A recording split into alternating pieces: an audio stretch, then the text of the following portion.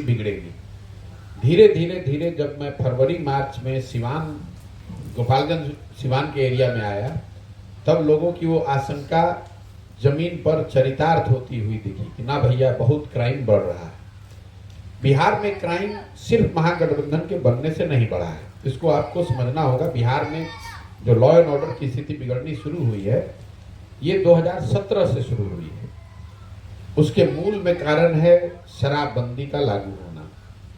एक कारण है शराबबंदी है। शराबबंदी लागू होने से हुआ ये कि जो प्रशासन का एक बड़ा हिस्सा है जिसका काम कानून व्यवस्था को बनाए रखना था, अब उसकी भूमिका कानून व्यवस्था को छोड़कर शराबबंदी लागू करना, शराबबंदी को लगाना, शराबबंदी से पैसा वसूली करना, उससे कमाना छिपाना, तो उस प्रशासन का एक बड़ा तंत्र अब शराबबंदी में लग गया। धीरे धीरे कानून व्यवस्था बिगड़नी शुरू हो गई।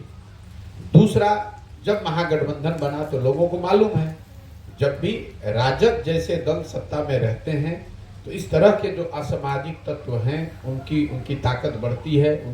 उनकी सोच में ऐसा होता है कि हम जो चाहे वो कर सकते हैं, और ये कोई हमारा आपका आकलन नहीं है। तो बिहार ने 15 साल तक इन लोगों का जंगल राज देखा है कि इनकी जब सत्ता होती है तो किस तरह समाज में लॉ एंड ऑर्डर, कानून व्यवस्था बिगड़ती है, लोगों ने देखा है। अब उसी का स्वरूप धीरे धीरे आपको सामने दिख रहा है। तो लॉ एंड ऑर्डर के लिए शराबबंदी और राजद जैसे दल का सरकार में शामिल होना, ये दोनों चीज है। और कहीं ना कहीं नीतीश कुमार ने कुर्सी की लालच में जैसे सारी बातों पर उन्होंने समझौता कर लिया, वैसे कानून व्यवस्था पर भी उन्होंने समझौता कर लिया। मैं आपको एक स्पेसिफिक उदाहरण दे देता हूं। 2015 में जब महागठबंधन की सरकार बनी, उसमें 4 ऐसे नाम राजद की ओर से, राजद नेतृत्व की ओर से आए थे, 4 विधायकों का नाम जिनको मंत्री बनाने की मांग राजद ने रखी थी। क्योंकि कोalition की सरकार है तो दल वाले ही अपना नाम भेजते हैं।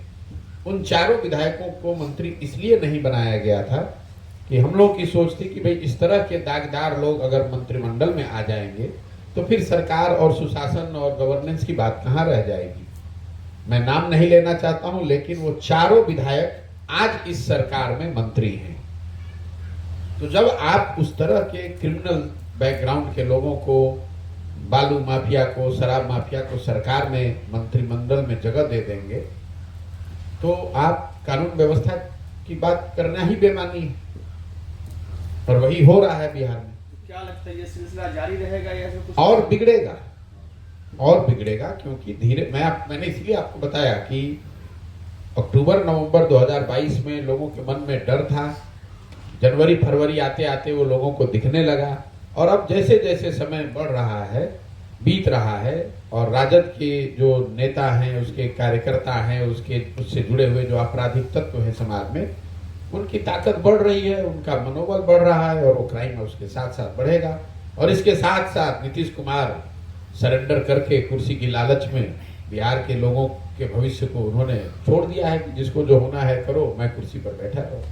तो शिक्षक बहाली में काफी अनियमितता सामने आ रही है, क्या कहना चाहिए? देखिए, मैं जब से ये बहाली का मामला शुरू हुआ है तब से मैं कह रहा हूं कि ये सरकार की कैपेबिलिटी के बाहर है कि ये शिक्षक 10 लाख लोगों को नौकरी दे दें।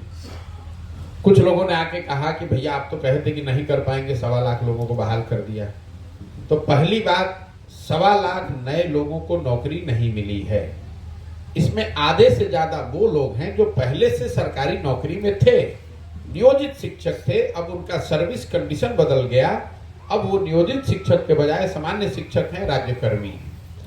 आधे से ज्यादा लोग वो हैं जो पहले से नौकरी में थे, ये नए लोगों को नौकरी नहीं मिली है। सरकार सबको बरगला रही है कि हमने 1.25 लाख लोगों को, नए लोगों को नौकरी दे दी। जो बाकी के आधे लोग बच गए, आधे से थोड़ा कम, उसमें आधे से ज्यादा लोग, मतलब आधा जो बचा, जो नए लोगों को नौकरी मिली, उसमें आधे से ज्यादा लोग बिहार के बाहर के लोग हैं। तो बिहार के नए लोगों को 1,25,000, अभी सरकार ये आंकड़ा जारी नहीं कर रही है, और जिस दिन से नियुक्ति का अपना पीठ थपथपा रहे हैं और बिहार के गरीब जनता का पैसा देकर विज्ञापन छाप रहे हैं, अभी तक इन्होंने नहीं बताया कि 1,25,000 में कितने लोग ऐसे हैं जो पहले से शिक्षक थे जिनका सर्विस कंडीशन बदला, कितने लोग ऐसे हैं जो दूसरे राज्य के लोग हैं जो डोमिसाइल नीति को चेंज किया गया उसकी वजह से वो बने हैं, और कितने बिहार के बच्चों को, नए बच्चों को रोजगार मिला है।